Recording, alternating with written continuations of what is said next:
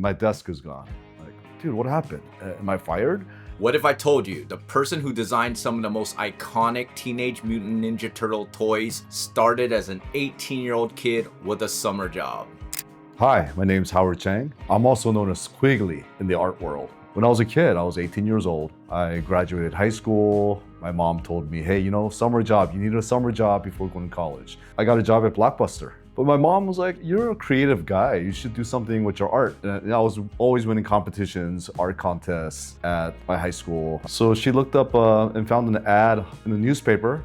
It was for a sculptor. So we went to the interview and they hired me on the spot. And it happened to be Varner Studios. Varner Studios was the original company that created prototypes for toy companies, mainly Playmates toys. It just happens to be in 1989, year before I started, the Ninja Turtles first came out. The first 4 Turtles, Splinter, Shredder, Bebop. So it was fairly new. The animated series was on television and it was selling. It wasn't the best-selling toys in 1989. So it was at the early stage of where all the toys are coming out. They were designing vehicles and everything else. And I came on, I'm just an 18-year-old kid for a summer job. They got me in the back doing molds. First, the sculptors, the artists at the studio, they would sculpt it out of oil clay, not just water clay. Oil clay lasts a long time. They would actually sculpt it with their tools, make it look as clean as possible. We would make a mold of it and cast it in wax. And in wax, you can use the hot tool, you can clean it up,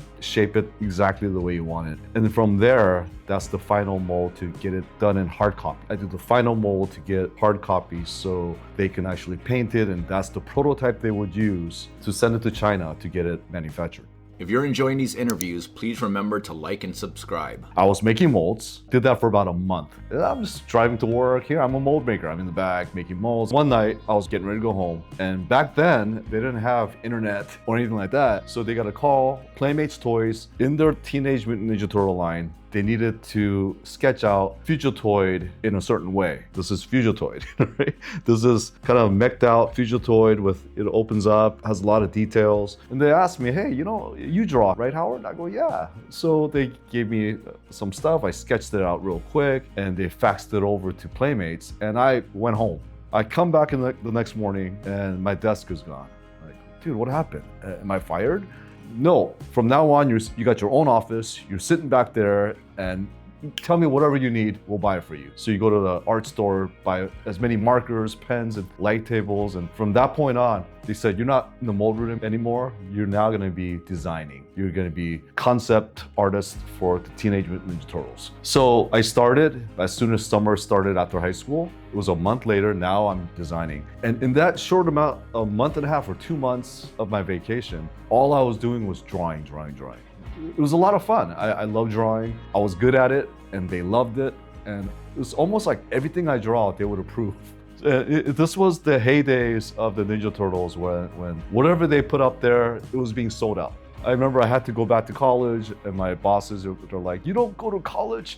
People go to college to get a job like this. I'm an Asian guy and my parents would have disowned me. So I went to college. I went to Cal State Long Beach. I would just work. Summer break, winter break, I was constantly designing turtles. It got so busy that I was kind of going part-time school, part-time work, because they just constantly needed me at the studio. So yeah, I went the long route in college. And during that time, I was the envy of all my classmates. I was an actual toy concept artist while going to college. So I was part of the first wave of the Ninja Turtles. And in 1991, they were the #1 selling toys in the world. And it was flying off the shelves. Luckily, I was part of it. In the beginning, they would ask us to design a certain something. They wanted Ninja Turtle dressed like this. They would give us specific instructions, but it got so busy, meaning, hey, 90% of what I'm drawing was getting approved anyways. So it got to a point where they were too busy. So I come to the office, you design whatever you want. So a lot of it was like, hey, I come into the office and I decide, yeah, I want to do a basketball turtle. I was into basketball. I love playing basketball. So I decided to draw a turtle wearing basketball jersey. I just happened to make it red, number 23, and they actually made it.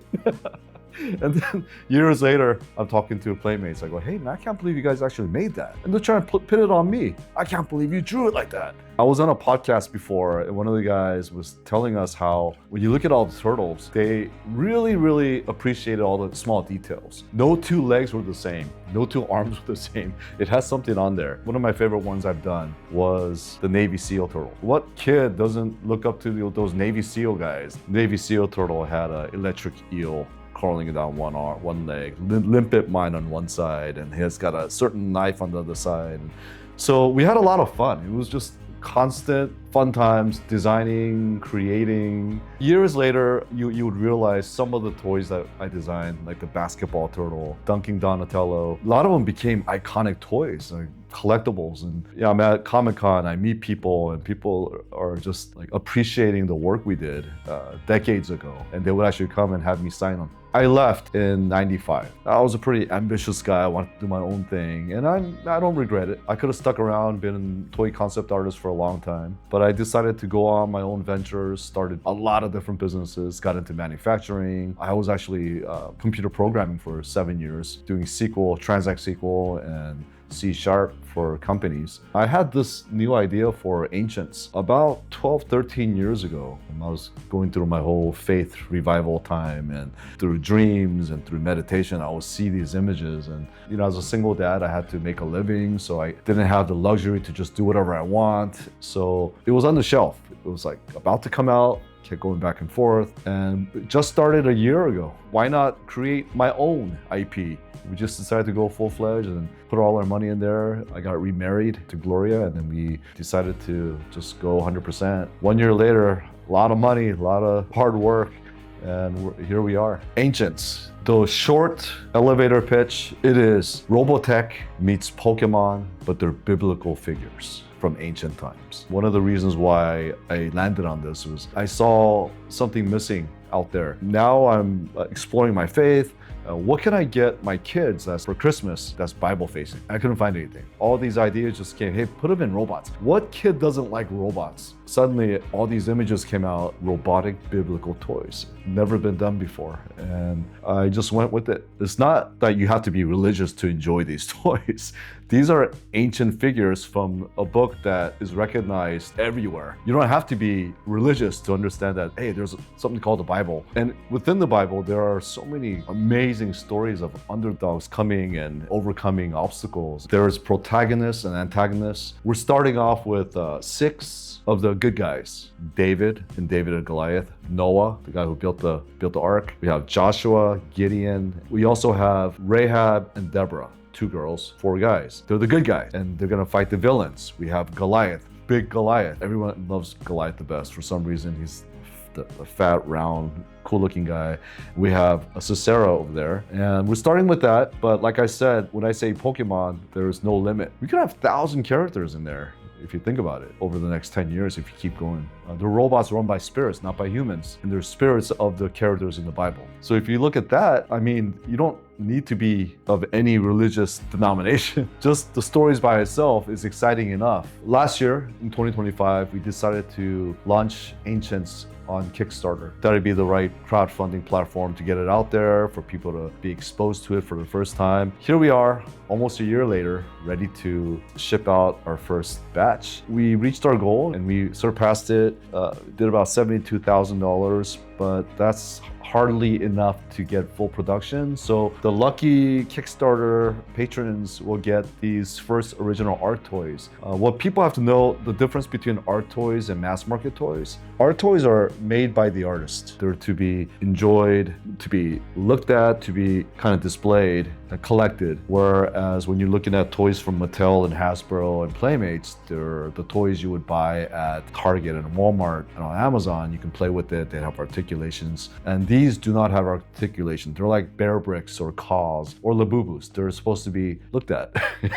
collected like a painting. We can only afford to be an art toy collectibles company. To compete with Playmates and Hasbro and Mattel, it's impossible. So we're starting with our toys as collectibles. We want to do as much as we can to constantly be creative, come out with new concepts regularly, and have new drops. But the ultimate goal would be to expand our IP where a mass market toy company like Playmates or Mattel or Hasbro or Spin Master could license it and get it out there for kids to enjoy. Those would be $12 toys, $15 toys you can buy at your big box retailer.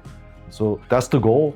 But initially, all we can do now, from our standpoint, is to continue making art toys. We have a website called gloriousart.com.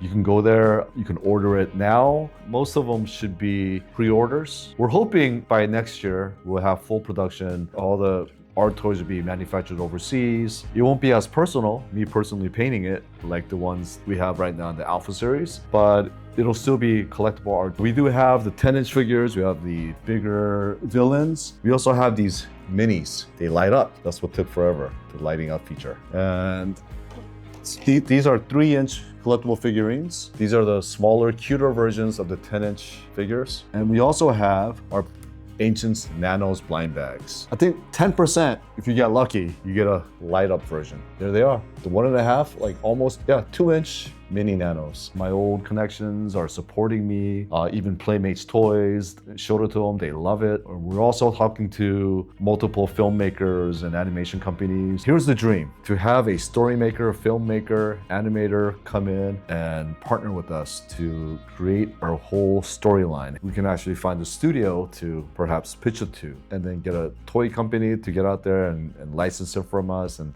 get it out to all the mass market retailers out there. We don't know where we're gonna go or where it's headed, but that's the exciting part about business. It took 10 years. 10 years to just keep sketching and throwing away paper. Most of the people would say that's good enough, but it was never good enough for me. That was the number one factor holding me back from launching Ancientz 10 years ago. Because when you're such a perfectionist, you'll never get done. You'll never finish anything. I wish I knew that then. I would have started with something that was good enough and evolving to what it is today. But it took 10 years for me to eventually say this is good enough. So if a kid or a collector picks up one of our creations, I hope they'll like it, and I hope they'll love the look and feel of the characters. That's the designer coming out of me. At the end of the day, when you look at the character, there's a lot of history behind it. That's why they're called Ancients, that they might have curiosity. Who is this guy? They hold up Goliath. I've heard of Goliath. They might want to look it up. They might want to, be a fan of who he is. Howard's story isn't about Ninja Turtles. It's about taking opportunities,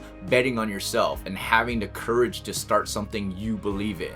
One of the biggest takeaways from this conversation was something I think every creator can relate to. Howard spent 10 years trying to make Ancientz perfect before finally deciding it was time to launch. Sometimes the hardest part isn't having the talent, it's believing your work is ready. Hopefully his story inspires someone watching to stop waiting for perfect and just start creating. I love supporting small businesses and sharing their stories. Go show them some love. Their info's in the description below. If I've earned your support, please consider subscribing. Drop a comment if you know a small business with a story worth sharing. In the meantime, check out one of these videos, or this one, to learn a bit more about me. See you in the next one.